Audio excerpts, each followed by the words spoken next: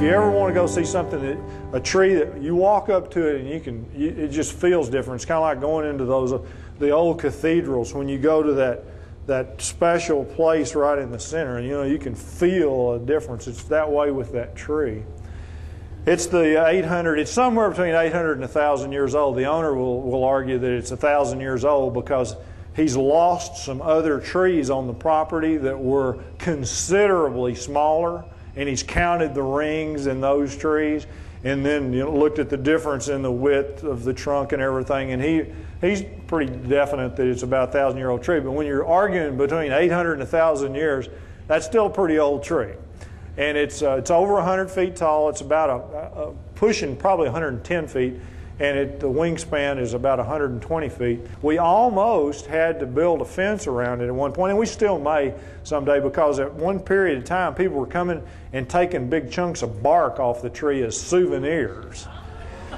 Well, one day I got a call from Bill, and Bill said, "Howard, I think I called him about something. I wanted to find out what was going on with the tree." And he said, "I'm glad you called." He said, "We've got some funny white stuff growing out the base of the tree."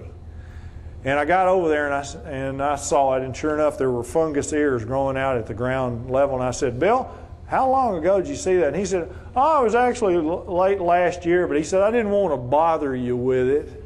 Well, I called Tyson up and was in a panic, and we went over and took a look at it, and we uncovered the base of it with the air spade, and there was a couple of issues. One is the tree was on a slope. Years ago, this was probably a steeper slope, because you can see it's going straight into the ground over here. There was a little bit of flare on this side that had gotten filled in over the years naturally with just the flooding in the area.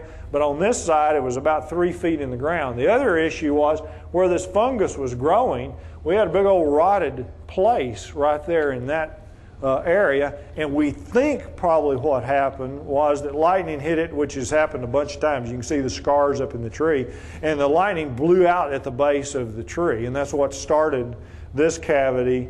And uncovering it and getting it dried out, you can see there how deep it is. It's up to Tyson's waist that we've exposed on that side, and a ditch in this case was dug with the air spade down to the creek. It produces a pecan crop almost every year.